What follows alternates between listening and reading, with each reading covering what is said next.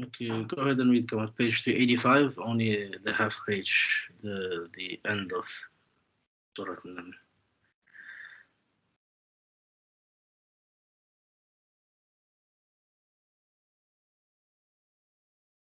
أعوذ بالله من الشيطان الرجيم.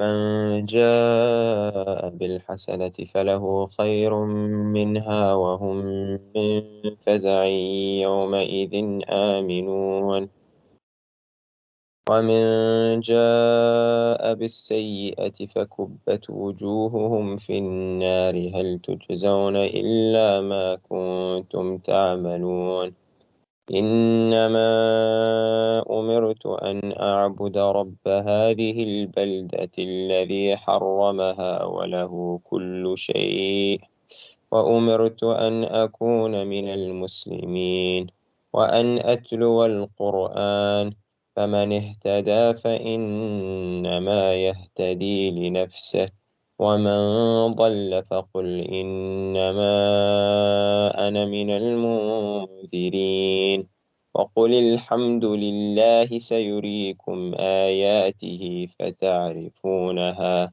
وما ربك بغافل عما تعملون.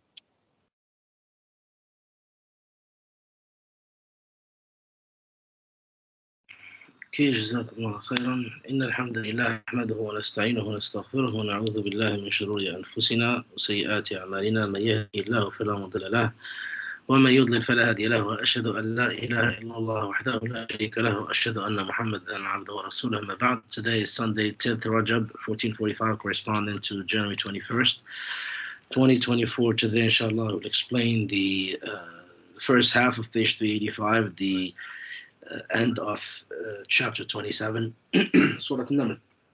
Allah subhanahu wa ta'ala says, أعوذ بالله من الشيطان الرجيم ويوم ينفخ في الصور ففزع من في السماوات ومن في الأرض إلا من شاء الله وكل أتوه داخرين وترى الجبال تحسبها جامدة وهي تمر مر السحاب صنع الله الذي أتقن كل شيء إنه خبير بما تفعلون من جاء بالحسنة فله خير منها وهم من فزع يومئذ آمنون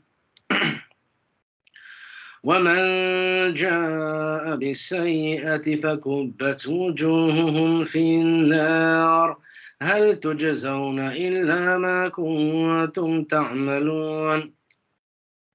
Allah subhanahu wa ta'ala says, and remember the day on which the trumpet, the surah, will be blown, and all those who are in the heavens and all those who are on the earth will be terrified, except him whom Allah wills, and all shall come to him humbled. And on that day you will see the mountains and think them being solid, but they actually shall pass away as the passing away of the clouds. The work of Allah who perfected all things, verily he is well acquainted with what you do. Whomever brings a good deed in the hereafter will have better than its worth as a recompense, and they will be safe from the terror of that day of judgment. And whosoever brings an evil deed on that day, they will be cast down on their faces in the fire, and it will be said to them, are you being recompensed anything except what you used to do? The terrors of the day of resurrection, the rewards for good deeds and the punishments for evil deeds. Allah subhanahu wa ta'ala tells us, وَيَوْمَ يُنفَخُ فِي الصُّورِ فَفَزِعَ مَن فِي السَّمَاوَاتِ وَمَن فِي الْأَرْضِ إِلَّا مَن شَاءَ اللَّهُ. And remember the day on which the trumpet, the surah, will be blown. So Israfil will blow into the trumpet, and all those who are in the heavens and all those who are on the earth will be terrified. Allah tells us about the terrors of the day when the surah will be blown. The surah, as described in the hadith, is a horn which is blowing to qarnun yunfakhu fihi, just like the way the Jews called for their salat. They have a horn that they blow in it, and it was one of the suggestions that were made in the beginning of Islam as to how to call people for the congregation salat, but Allah subhanahu wa ta'ala chose for us something that is better. It's an actual call in which we witness to the monotheism of Allah subhanahu wa ta'ala and the prophethood of Muhammad alayhi salatu wasalam. So according to the hadith about the surah, the trumpet, it is the angel Israfil who will blow into it by the command of Allah subhanahu wa ta'ala. He will blow into it for the first time for a long time. This will signal the end of the life of this world, and the hour will come upon the most evil of people ever to live. Because the Prophet ﷺ said that there's going to come a time where there's going to remain no believer on this earth. The Quran will be elevated. There's going to be no more Quran on this earth, and only the worst of mankind will remain on this earth. They will be so quick to commit evil deeds, as quick as the birds, and they will be so unjust. They do injustice to each other more than the injustice of the beasts, as we will see in the hadith. So the scholars differed as to whether there are 2 or 3 blows into the trumpet. And it's the correct opinion knows best is that it's 3. The first one is this blow of the fear, faza', where everyone will be scared, and that's when the seas will burn, the mountains will be taken out, the earth will shake, and people will be pushed towards Jerusalem. That's where that's when they get there. Then after that, Israfil alayhi salam will blow the second blow, and that's when everyone on the heaven and earth will die except those who Allah subhanahu wa ta'ala wills. And then the third blow is when the resurrection will happen. So this will signal the end of the life of this world, and the hour will come upon the most evil of people ever to live. Everyone who is on the heavens, on the earth, will be terrified, except him whom Allah subhanahu wa ta'ala wills. Who are these people that will not be terrified? The scholars have different opinions about them. The most correct, Allahu A'lam, is that these are the martyrs, because they are alive with their Lord and being provided for. So for the mujahideen in Palestine today who are being killed by the thousands, they are paying it forward. They are paying it forward. We ask Allah subhanahu wa ta'ala to accept them as martyrs.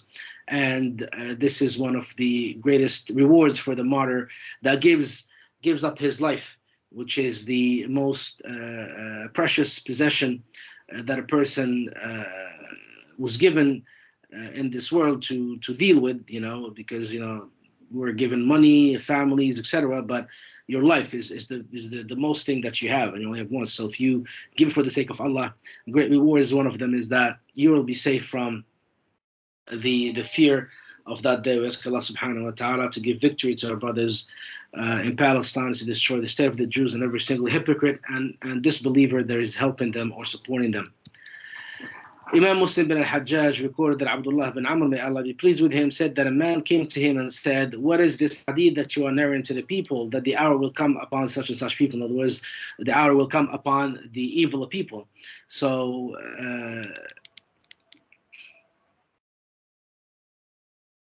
Abdullah bin Amr ibn al-As radiallahu anhuma said, Subhanallah, or La ilaha illallah, or something similar. In other words, he's surprised with this person coming to him,